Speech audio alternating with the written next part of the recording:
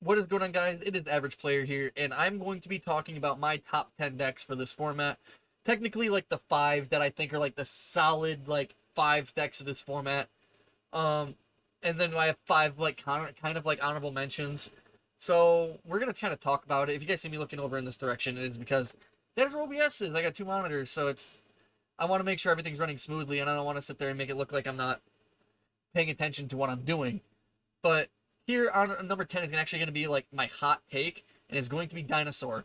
I feel like Dinosaur is one of the best decks of this format, and that is a hot take. I love Dinosaur. I've always loved that deck. It is super strong. It actually won my locals today. It got first, and it got third. I got fourth, because the guy that I lost to at the beginning beat another guy who ended up doing the same record as me later on, and that's how the standings went, but it's whatever. And I'm saying Dinosaur featuring Danglong for this one because Danglong is a super strong card that dinosaurs can make really, really, really easily, and it's able to make the deck a little bit more degenerate. And even without Danglong, dinosaurs are still super good, and the new support makes it even better. I keep an eye out for it. I think dinosaurs are really going to have a good time against a lot of decks as long as miscellaneous sources around, and the fact that you're able to combo as much as you want because of Misk, and the fact that you're able to make oppressive, unbreakable boards that can't even be Dark Ordered because of 9 Pillars of the Yang Zing that Danglong freely searches you. So the next deck we're going to be talking about for number 9 is going to be Labyrinth, and I actually played against that deck today. I was actually going to put this deck a little higher, but after I played against it today and I saw what it could do, I still respect it, but I'm also on the edge about it. That's why I put it at 9. Set 5 pass scares the shit out of everybody. The furniture build is a little bit better because it allows you to search out all of your Labyrinth traps and set them to your side of the field whenever you want, as long as you have the ability to tribute it from your field and discard a card for the furniture. And then if you activate any of your Labyrinth traps and they actually resolve, then your Lady Labyrinth will be able to get you more traps.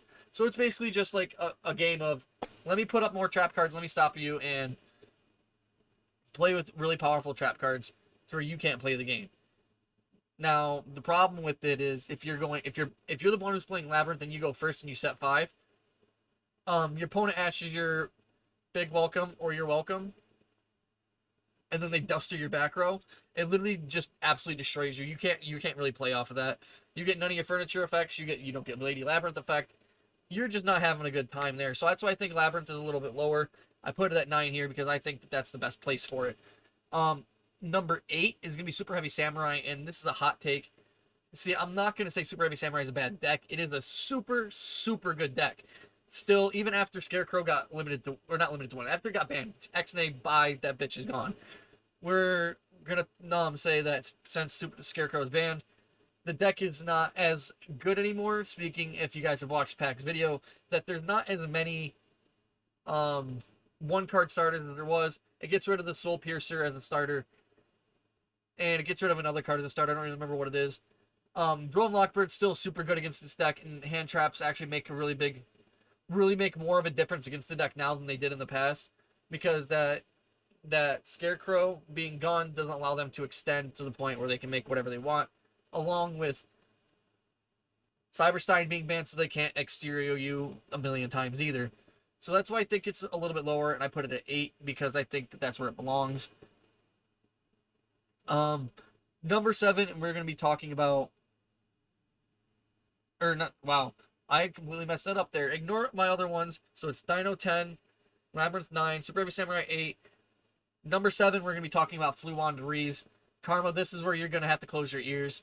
I know he's going to be watching these videos. Yeah. Fluon Dries is unfortunately on my list of top 10 decks.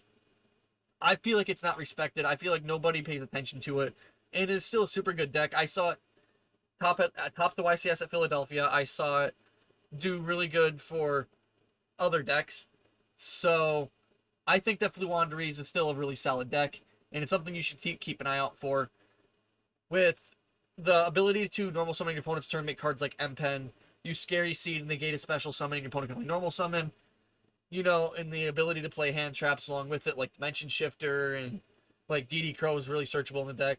You just got to be really wary about the deck. You got to be really careful. The deck is still really good, and I feel like that people are sleeping on it. So keep your eye out for Fluon Dries. Ignore me stuttering. I am awful. But keep your eye out for Fluunderies. They're still a really good deck. But number 6 spot has to go to Gold Pride Punk. And this is going to be the worst synchro deck on this video. In this video for our list. Gold Pride Punk, in my opinion, is a really good deck. I watched people go absolutely crazy with it, and I earned a lot of respect for the deck at the YCS. Making Baron or Savage, plus Psychic and Punisher passing, and playing cards like Solemn Judgment and other cards that just make you pay life points. Just make your Psychic and Punisher better, because the lower your life points get, the harder it is for your opponent to out Psychic and Punisher, because it is unaffected by card effects when you have lower life points than your opponent. So we will see. I think that's still a really good deck, and I don't think it's as good as our number 5 spot. Our number 5 spot is going to be Mathmech. Even after it limited to 1, think, they used to have 9 copies of it. They played 3 copies of Signet Mining, they played 3 copies of Small World, and they played 3 copies of Circular. Now they're playing 1 copy of Circular because it's at 1, and still 3 of the others. They still have 7 copies instead of 9 now. So I think Mathmech is still really good. It's still really consistent. And the fact that Circular is at 1 hinders it down a lot, because they can't really have a follow-up to it. So when they activate Circular to mill, or not mill, send it to the graveyard for cost, they don't have that again. They can't use it again. And they can't really come back from... They can't kill you going second. They can't make an impressive going first. If you break them, then they really can't do anything much after that. And hope the Super Factorial was able to come off. That's really it, but Mathmech, I feel like, is still super good. The ability to make a 2-swing access code way easier than most decks can is something that should not be slept on. And the fact that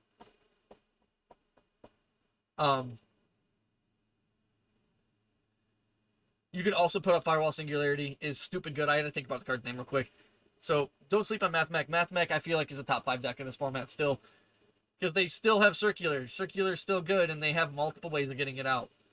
So number 4 is going to be our last synchro deck on here. We only have 2 synchro decks on here, one being Gold Pride Punk, the other one being Sword Soul featuring Denglong, and I really have been eyeing this deck. Sword Soul is already like a really good rogue deck beforehand, maybe a tier 2 deck.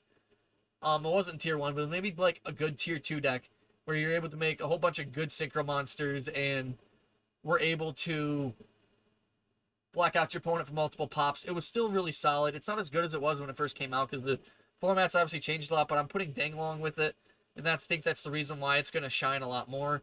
The fact that you're able to Denglong, get an additional pop, and then you have blackout pops, along with 9 pillars, Omni Negate, along with you making Baron, and that's an Omni Negate, and then another Monster Negate that, you know, I feel like it's a really good, and you're able to do a lot with it.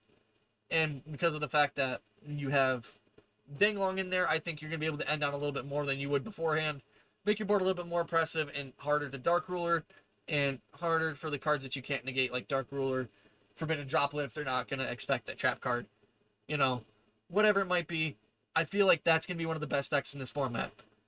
Now, number 3 and number 2 are both decks that I feel like can flip-flop either way. Number 3 being Kashtira. Kashtira is still a really ridiculous deck. A walking skill, walking skill drain. Wow.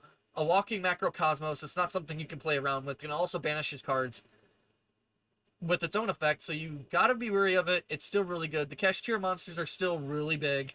Fenrir can get rid of 2 cards on 1 swing for an attack. So you really gotta be careful with it. You really gotta pay attention to it. Kashtira is still one of the best decks out there. Cards like Red Ice Flare to make you pay 500, or 500 to 700. I'm pretty sure it's either one of those to activate your effects, and then Big Eye to steal cards. You know, the rank 7 pool is really good, and the fact that Kashtira can easily make any of them makes the deck still really good, and the fact that all their cards have really good synergy with each other, and a Rise Heart is absolutely disgusting. And number 2, and the reason why I say they could flip-flop back and forth is because I don't want to see bias to this deck, but I have Sprite on here as number 2. I love this deck. It's one of my favorite decks ever. Obviously, Salamangreat is just going to be my favorite deck ever. When Gazelle comes off the ban list, I'm throwing a fucking party, by the way.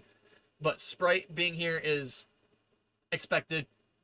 You lost Gamma, whatever. The deck really used Gamma as a win more card anyway.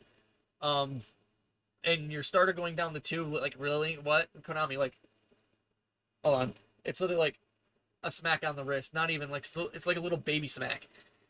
the deck is still ridiculous. You can play you literally just play either more hand traps or like triple tack or something like that to go in the deck, and you're fine. Like you lost 5 cards because you lost you lost 3 Gamma 1 driver, and then you lost 1 starter.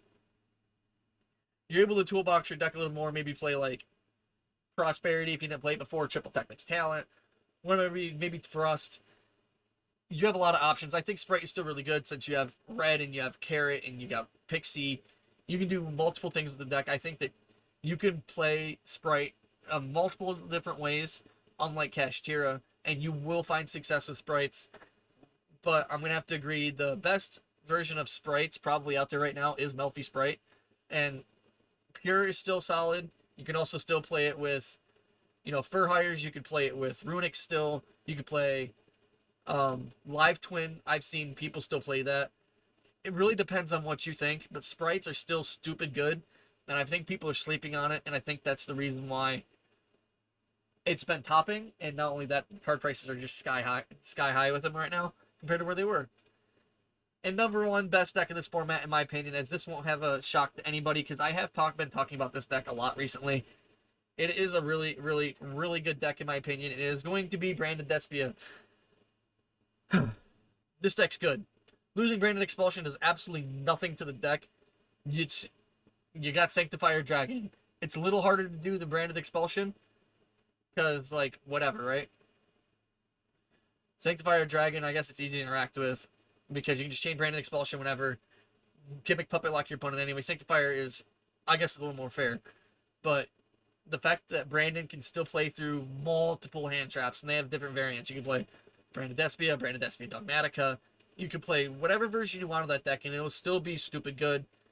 Most of the time, ashing the Branded Fusion doesn't really do anything because Incredible Ecclesia is absolutely crazy and will ruin your day. It will fuse cards from their field in hand to make Gangrenal, and then Gangrenal to make Queritus, or whatever they're going to make, is still really stupid good. Guiding Quem being a card makes this deck even better. So you can get your Fallen Albaz in grave, or maybe your Incredible Ecclesia to the graveyard, whichever one. I think Branded is still an absolute crazy deck. When I'm done with it, you guys will getting a deck profile. I'm going to try to make it get done, but I'm not going to try to borrow cards from people because the cards that I need are expensive, and I'm talking about Quem and Ecclesia. So, I hope you guys enjoyed this video. Let me know what you guys would put as your top 5, or in my case, top 10 decks of this format, and tell me tell me if you agree with my list, at least the decks that are in my list, where you would change the decks to. And maybe we can actually do like a live stream or something like that. We can discuss decks.